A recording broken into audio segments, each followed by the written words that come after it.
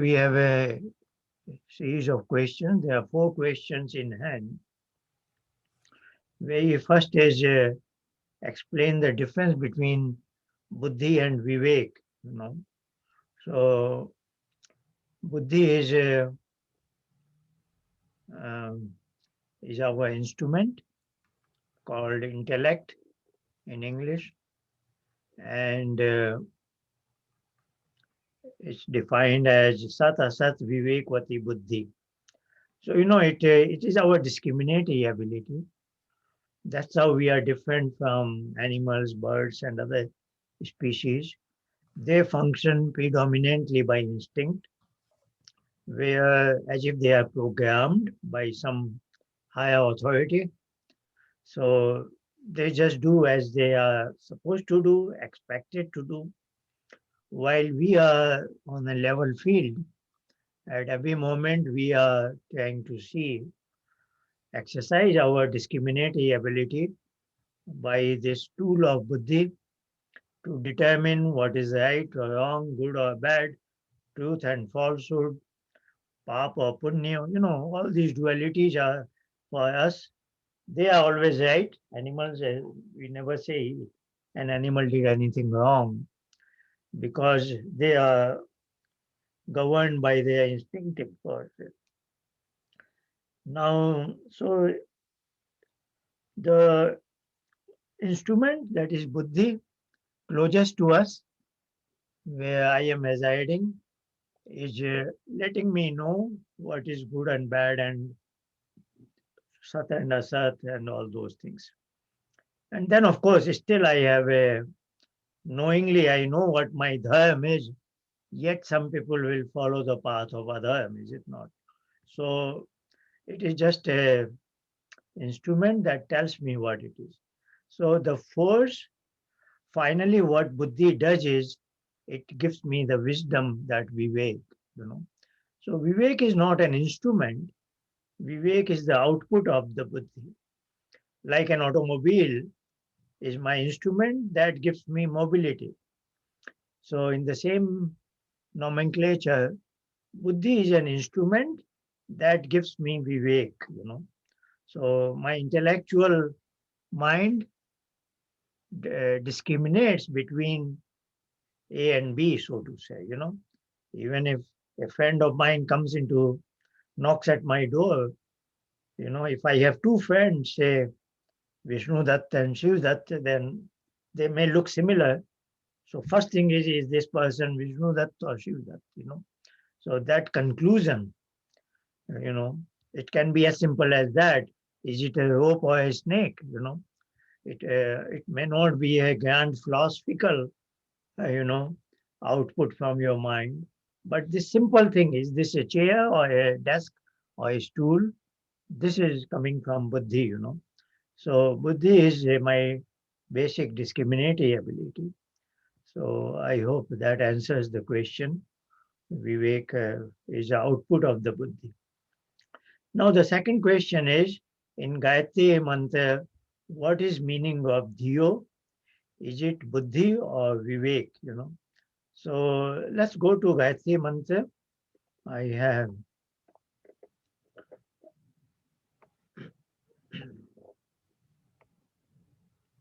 so Gayatri mantra is in the Yajurveda. This is 36th chapter and third mantra. You can see Bhu Bhuvaswa. So both Sanskrit Devanagari and also the Roman script are there.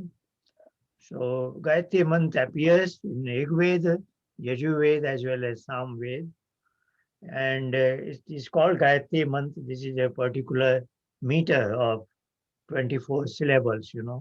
So actually Gayatri mantra is this part, Tat Savitu Varenyam. If you count it, there are 24 syllables here. But there are occasions when it appears in the Vedas with this uh, addition in the beginning, namely Bhu Bhuvaswa. So typically when we say Gayatri mantra, we mean this particular thing. Actually Gayatri Chand is from Tat Savitur Varenyam to Prachodayat. So it appears mostly like this, Tat Savitur, but in Yajurveda 36th chapter. So this is called as Gayatri Mantra appended with Teen Mahavyahetiyam. So Bhu, Bhuva, Swa are three terms when they are juxtaposed with the Gayatri Mantra. This is what traditionally is Gayatri Mantra, because when a child traditionally went to his Gurukul and he was admitted into it, that ceremony is called Upnayan. And then next was the first lesson, that is called Vedarambha. And in his first lesson, the Acharya, Guru, gave him a lesson. First lesson was this Gayatri Mantra, appended with Bhuvasva. So this is also called as Guru Mantra. This is also called as Savitri Mantra because its Devta is Savita.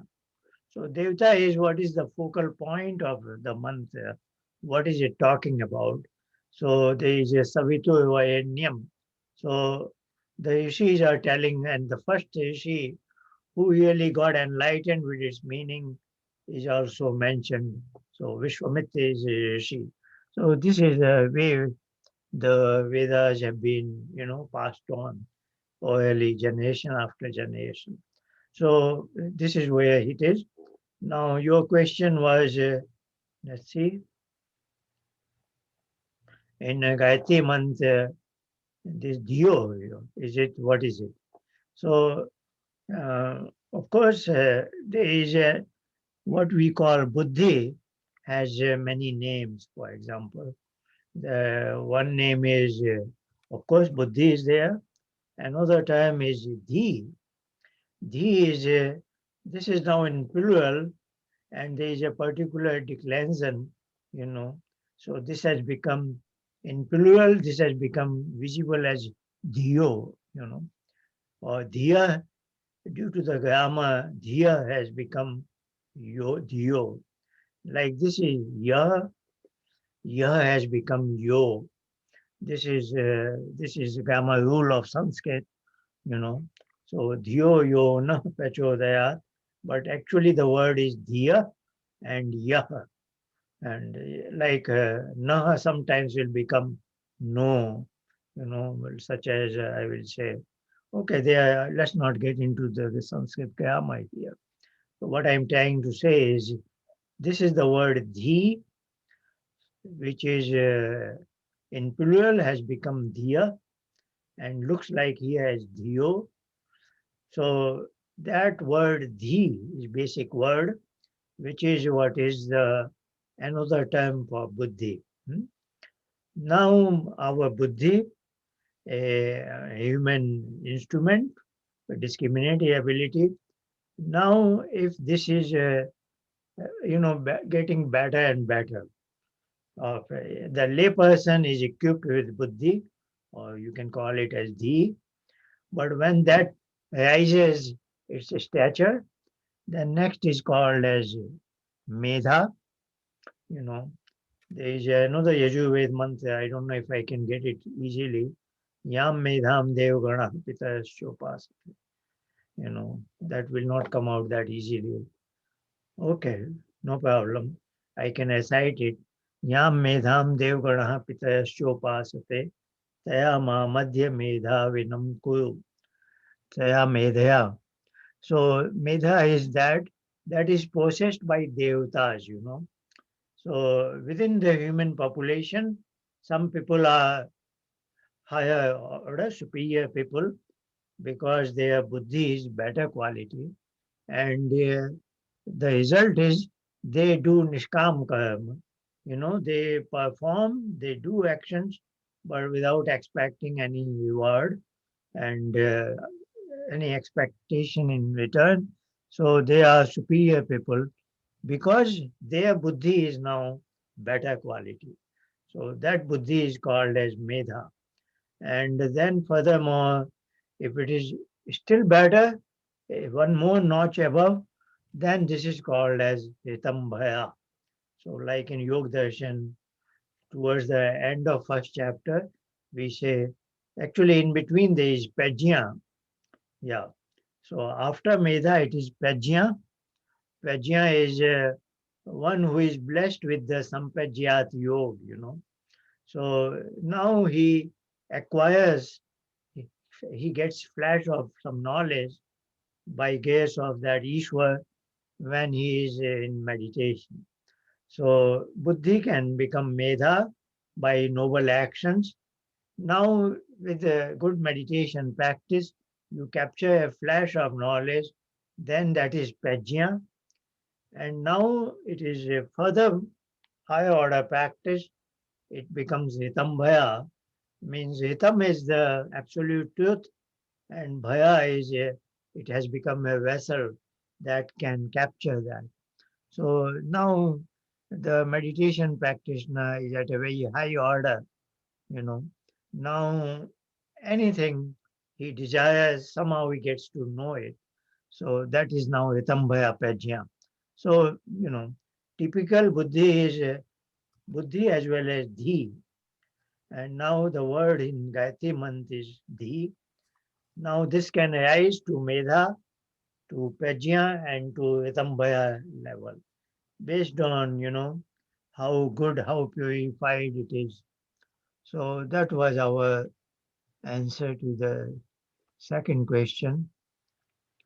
The third is in case a bad thought comes to mind and you reject it by your thinking, but still you regret why such a thought came in your mind.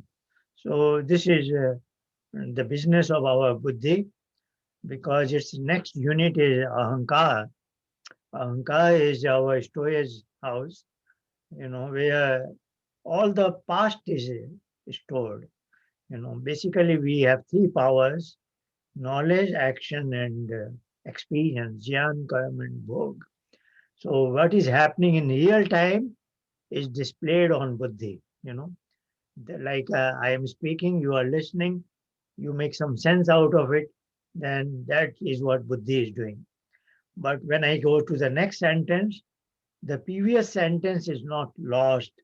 It is somewhere, it is stored. That is in the underneath of buddhi called ahankar. So ahankar is our all the past knowledge, past actions, and past experience. They are all kind of stored there for my future application reference. The tea I had in the morning, you remember the taste of it. And in the evening, if you take another cup, and if this is from a different person made it, then you can quickly compare the two tastes. You can say this tea is different from what I had in the morning because morning tea taste is also stored. So not only the knowledge, but action and experience, jnana, karma, and bhog. The real time is at buddhi. What has happened previously is stored in the ahankar. And of course, if it is not used for long, it fades away. Otherwise, if you recurringly using it, then it stays there. Okay, so now you are saying some bad thought comes. So that is buddhi is always functioning, not only with the real time, what you are seeing. Like I gave an example, somebody appears at your door. Is he Vishnu Datta or Shiv Datta now? So you have seen both of them previously. Now, of course, from Ahankar, those two images have to come on your buddhi so that you can compare the present image with the past image of Vishnu Dutt and past image of Shiv Dutt. And then you can say pictorially, okay, he is more like Shiv Dutt I had seen earlier. So this person who is in at my doorstep, he is actually Shiv Dutt and not Vishnu Dutt, though they are twins or they look very much alike. So, so it is easy to say I am exercising my discriminatory ability at buddhi, but buddhi doesn't work just like that. It has to fetch a millions of data from ahankar in order to conclude that. So the data exchange between ahankar and buddhi is a part and parcel of the functioning of buddhi. So actually that portion the part of buddhi that fetches the data continuously from ahankar is actually what we call chitta, but we are not going into those details at this point. So buddhi alone doesn't function. This is buddhi in background is working like a chitta, which is fetching the data from ahankar for in order to buddhi give its result. The result of buddhi is coming because in background lot of functions were taking place, and these background functions are referred to as that of chitta. So in meditation, we are struggling with this function of chitta because it constantly brings certain images, though I would be empty mind, empty buddhi, so to say. So now you are saying that question 3 relates to if my buddhi is displaying something which is stored in my ahankar, my memory, and that is a bad thought, which, as a human being, we entertain all kinds of thoughts. Say, lustful thought when I see a young, beautiful woman. All these things happen in every person's life. Now, such a bad thought, when I am not quite engaged in a systematic buddhi operation, intellectual thinking, some this background things keep on happening and certain thoughts come, you know, and maybe a bad thought comes, then so there are two parts of this question. Why does a bad thought come it? And of course, first part is saying you are sensible enough to reject it, you know, then that is a good outcome. And that is what is Patanjali recommending. So I might as well show you his statement. So Patanjali is very much concerned that in meditation, so this is his statement about you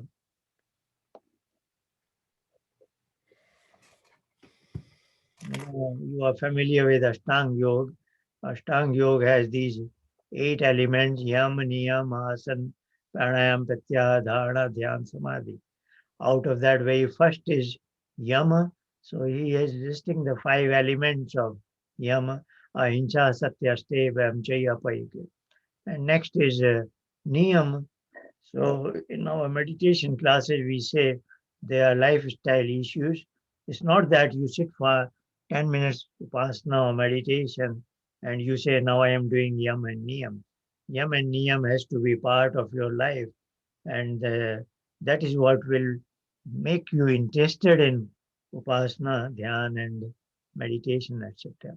So after Yam, he is saying they are Mahavatam. This is great vows. Sarvabhauma means universal, you know. So they are not disturbed by other factors like Jati, Desh, Kal, Samay, etc. We are not going into those details now. Again, there are 5 elements of Niyama: Shauch, Santosh, Tapa, Swadhyay, Ishwar, Pranidhan. They are called Niyam.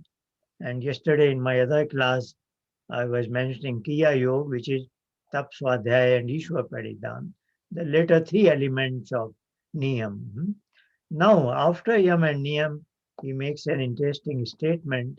This is called Vitarka Badhane Patipaksha Bhavanam. Tark is logical thinking. Tark is logical thinking to get to know the truth, and Vitark is opposite of it. So Vitark Badhane. So he's saying sometimes the bad thought may come and become a badha in the sense obstacle, you know. Then how do you take care of it? Then he's suggesting Patipaksha Bhavanam. So you now contemplate or think about, if I followed the bad thought to its conclusion, then this will ruin my life. It will take me away from my path of yoga, my path of what I want to choose in my life. So a lustful thought comes in my mind, when I am about to sit for meditation, then I have to reject it.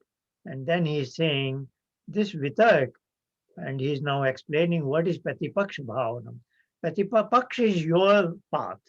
Patipaksha is your counterpart, the opposite path. So I'm giving an example. I'm sitting for a meditation, upasana, and I want to be in a positive frame of mind so that I can be in upasana, and then so a lustful thought comes in my mind, Now that lustful thought will be called as patipaksha. Paksha is my chosen direction is that of yoga. Yoga is ahimsa, satya, and brahmacharya also is there. So I realize that this lustful thought is patipaksha. And now he is saying you should know that these vitarak, these obstacles to the rightful path is because of what are they? They are hinsa, etc. Hinsa there. So ahimsa was your paksha. Hinsa is to hurt others is vitarak, you know, is opposite of it. Now this can be krit karita anumodita. I might have done it, or I might have thought about it, in the past, or anumodita, I might have approved it, you know. Somebody might have killed an animal, but he says if you are the approving authority, then that hinsa has been done by you. Whether you did it through your own hands or you got it done by another hands. If you get it done by another hand, it is kayita. And if you passed a decree or a law and somebody is doing it, that is called anumodita. Now, why do these vitarak happens? Lobh, krodh, moh, purvak.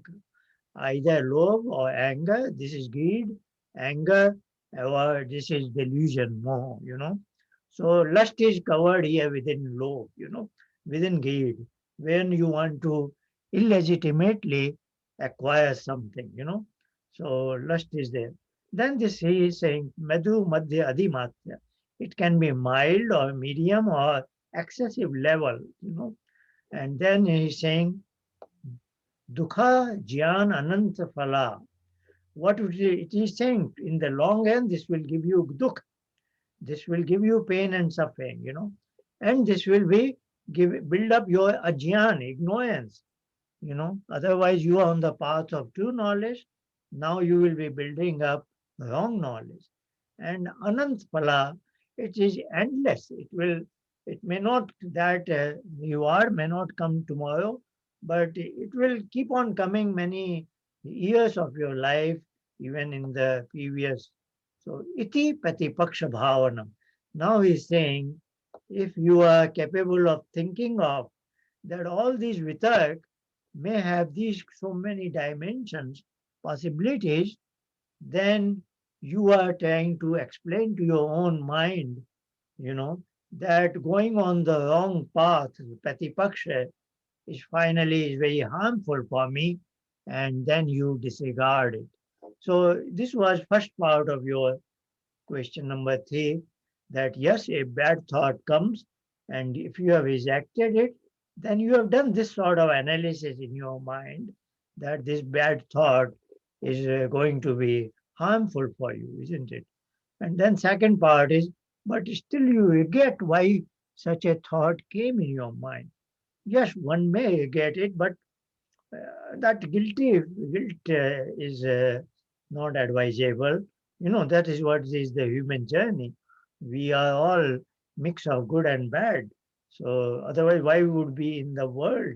So the very fact that we have been brought into this world is because we are mixed with something, and that is what you have added in the question number 4.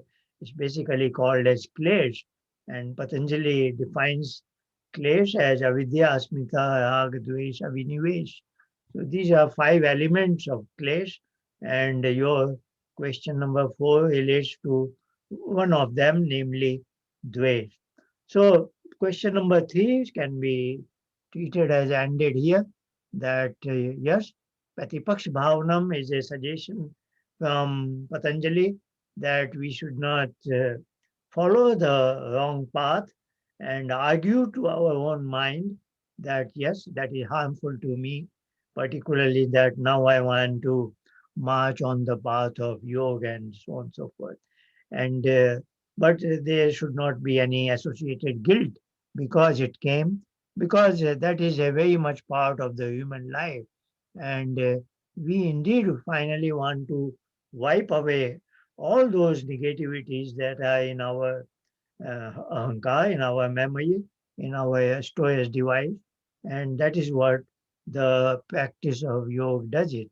So now your question number 4 is how to overcome occurrence of bad thoughts in mind, why the mind makes dvesha or attachment without any base.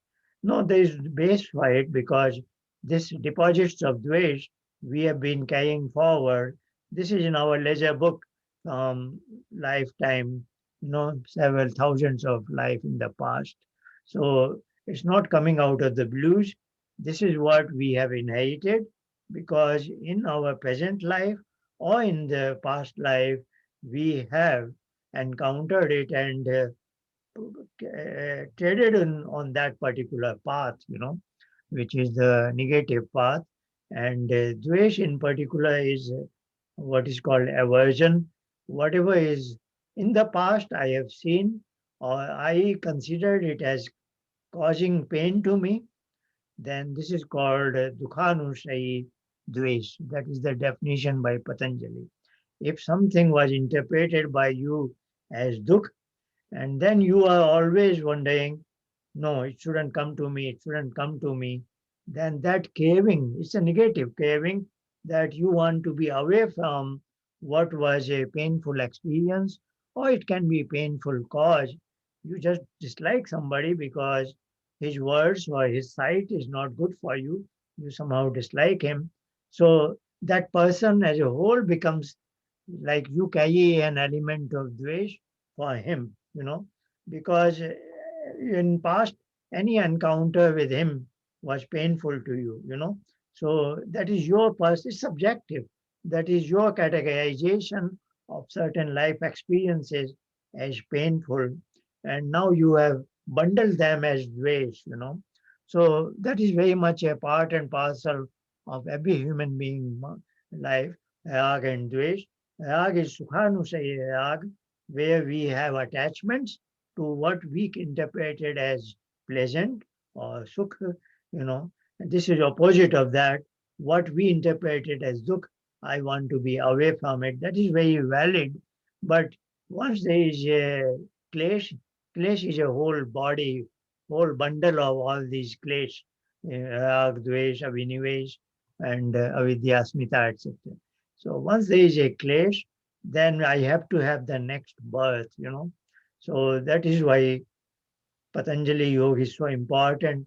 Finally, because this is also called as beej.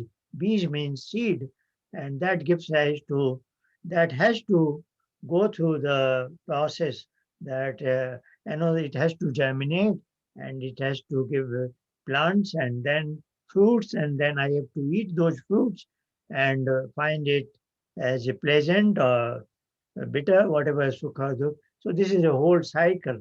So once there is an element of klesh, I have to be born again. So meditation, finally, in the yoga abhyas practice of yoga, we want to, this is called bij dagdavat, and then it becomes nebij samadhi. So until some step, it is sabij samadhi, that certain deposits of klesh are still residing in my ahankar, and the only mechanism to burn them away is deep meditation practices. So, how to overcome occurrence of bad thoughts in mind is coming because they are deposits in my memory, and why the mind makes dvesh or attachment without any base. No, there is a base, that is, we have only gathered. These are the seeds lying in our memory device, and the only way we can get rid of them is making those seeds important. So a seed is made important if it is burned out. So that is done by, it is called as Prasankhyan Agni or Yoga Agni. This is the fire of the uh, deep meditation samadhi, which is beyond Sampajyat Samadhi or Sampajyat Samadhi. So that way we have covered the 4 questions. If there is anything more, we can talk more.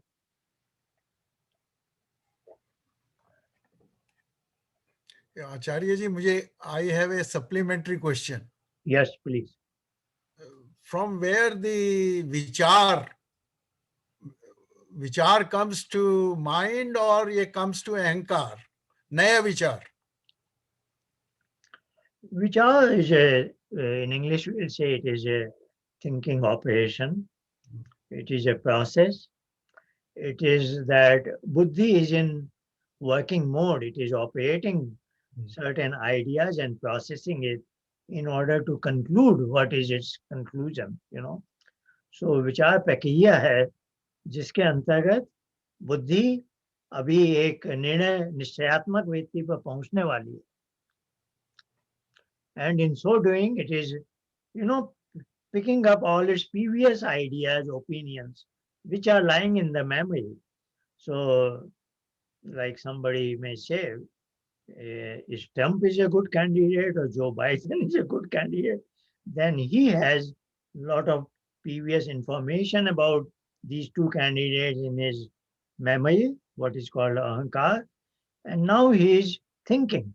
Somebody asked him an opinion poll questioner asked him, would you vote for Trump or would you vote for Joe Biden? Now he has some recollection from his memory and then he processes it, takes a couple of minutes, and then he says, I will vote for this candidate.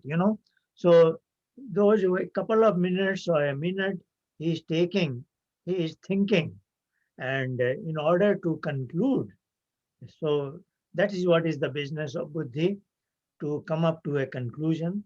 Or he may say, I am undecided. He said, I don't have sufficient information. Or for some other reason, he doesn't want to reveal. Or he doesn't want to decide at this point. He may say, I want to wait for some more days, whatever it is. So all this is happening on Buddhi.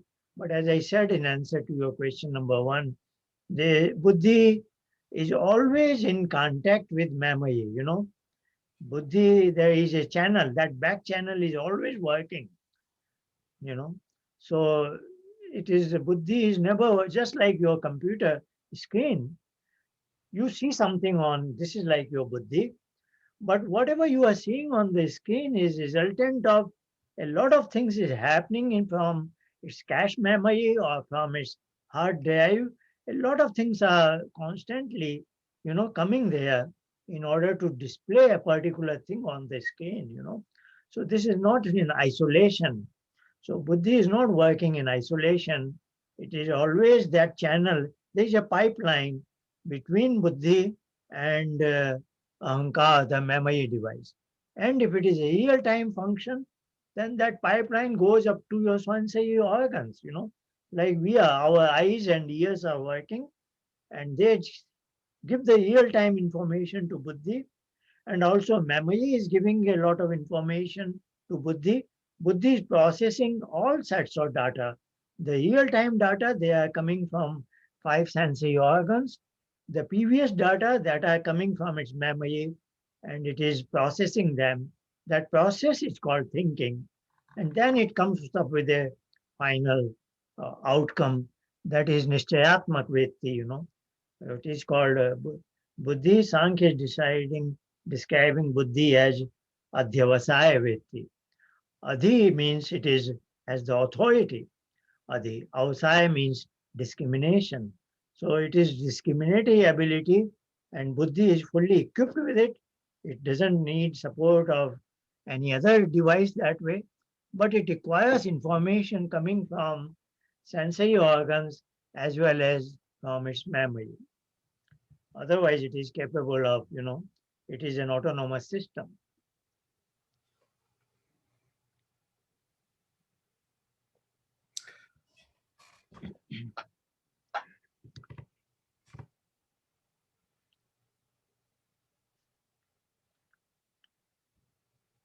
What else if we have? Then we have 10 minutes or so.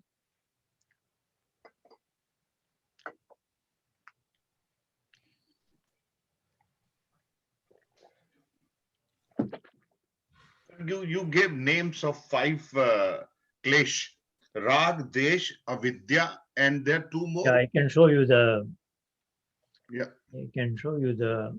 I wanted to ask you yesterday, but I couldn't find time. No, yesterday we didn't talk five clays. We talked Panch Kosh, No, no, but I mean, you said there are five Kleshas, and I was aware of these two. Yeah, yeah, I, yeah. Yeah, I might have I just thought if I get mentioned, time. but I didn't spell them out. Yeah, yeah. Yeah, But today you spelled, but I missed. I could. Rag Desh, I was aware. Avidya and yeah, I am showing it to you. This is Patanjali Yoga Darshan, second chapter. This is the third statement. So yesterday we did a first one, which is, first and second, Tap yeah, Swadhyaya Ishwar Pranidhan Kiya Yoga.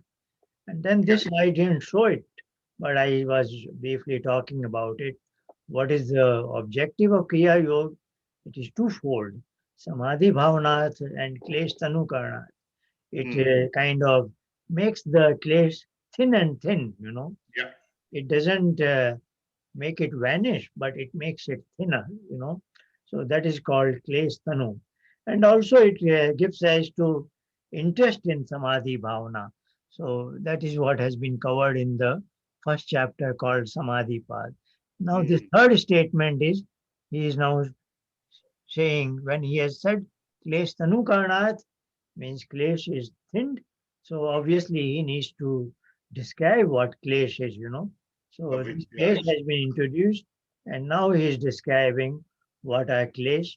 So he's just merely, this is called Sanjaya Sutra, means he's just listing what are the five elements of Klesh. Yeah. They are called as avidya, Asmita. asmita, rag, dvesh, and abhinivesh. Now, avidya is the next, so he is describing avidya, and avidya here is not ignorance, not lack of knowledge, it is wrong knowledge, misconception. Yeah, yeah. So anyway, we can devote more time to all that. But avidya is kind of a principal clash. Principal in the sense he's saying avidya kshetra muttayesham pasup. So avidya is the kshetra means like field, which Field, yes. gives rise to the product of the later clash. So avidya is the principal clash that gives birth to the later four, namely asmita, rag, dvesh, and abhinivesh. And then he Abhinivesh. says clash can be in three possible modes. Pasupt, it is like in sleeping mode. Tanu means it has been made very thin. Then you become eligible for the chapter one, when Klesh is Tanu. Then you are a superior person for whom the Samadhi path, chapter one of Patanjali's teaching is enough for you. So Kriya Yoga will make it Tanu so that you get qualified for chapter one. Then he says Vichinna means this is now overpowered, like you are angry, say to somebody, and you see a young beautiful woman. Generally, if you had seen the woman, then the lust would have been taken birth. Lust is a clash in the sense it is in the nature of rag. But now that you are angry, the lust is not able to, exhibit its result. That lustful idea is not coming because that has been overpowered by anger. So it is not that lust is absent in you. It has just been, though this is now in vichin state. It has been overpowered by some other clash. Hmm. Udar means it is in functional mode. So if you are angry, then that anger will go in the direction of dvesh. Anger, you are exhibiting anger under the influence of dvesh. So because of that dvesh, now that dvesh is functional, is operating. So these are four possible stages of a particular clash. It is Hmm. in sleep mode, like a 5, 6 year old boy. We won't say that he has no clash of lust, the particular rag. He is born with rag, that particular lust, but this is now in sleeping mode. When Yeah, that yeah. boy will become teenager, 16, 18, then that lust will begin to show Come. its functions, you know. Yeah, you explained once. Yes, Sukta yes. Tanu Vichin and Udar. Then he's saying, so he's singling out of five, avidya is special because that misconception gives rise to the birth of other four. And then he's saying all these clash are in four possible states, you know, sleeping mode, or very much thin, or they have been overpowered. And now he is describing one after another. Mm. Avidya is this to treat an anitya thing as nitya, to consider dukha as sukh. You know, all this is he's now describing avidya. Now he is saying what is asmita. Then next is rag. This is what I just mentioned a few minutes ago. Yeah, yeah. Sukhanushayi raga, dukhanushayi dvesha. Dvesha. Mm. Yeah, and then fifth is abhinivesh. You know, that is a particular dvesh because we all have gone through the pain of death. So that Yeah, I pain was of going to death ask is you. Yes. the Yeah. final deposit, which is very difficult to get rid of. So he says even learned people have that deposit because the pain of death is. And Fear then of he death. says pati pasav here. So, you know, it's a very systematic coverage of how a human mind functions and how to take its control and, you know, try to get some progress in meditation, yoga, etc. So So, that was our, yeah. Abhinivesh, it covers the fear of death, that excuse me? dvesh. This Abhinivesh, Yeah, it covers the fear of death. yeah, This fear of claim. death. Yeah. Yeah. I was going to Because ask you. this is what it is in Swayaswahi. You know, we are all have a natural instinct that, yes, I want to live tomorrow also. I don't want to die today. So, you know, we all have that sort of way. And we almost plan our life as if I will be alive tomorrow. You know, Mm. that force is so, and if in a positive way, that is our survival instinct. If we didn't have that, then, you know, many more people would commit suicide. Yeah. So this is what is stopping us from committing suicide, you know, and is an obstacle to one who wants to commit suicide. And this is also for positive purpose that yes, I should live my full life, then only I can follow the path of Sankhya and Yoga, etc. So this is very desirable, but Patanjali is trying to say, yes, it is desirable to live and learn and make progress, but still to teach death as a painful thing is abhinivesh, you know. So, for example, if you are really such an elevated person with the practice of yoga, then you accept death as a, you know, is a necessary gateway to my moksha. So Yeah. now death is not a painful event, but it is your gateway to moksha, you know. Yeah. So you interpret it in a different way. Then you are no more inflicted with abhinivesh, you know. So if you are such a person at a high elevated state, then you don't have that fear of death or pain of death. Because now death is a mechanism for Yeah. you to achieve a still higher state, you know. Yeah. So it is a very subtle thing, and you know, Thank you. Thank you very much, sir. okay, I think it was a nice discussion.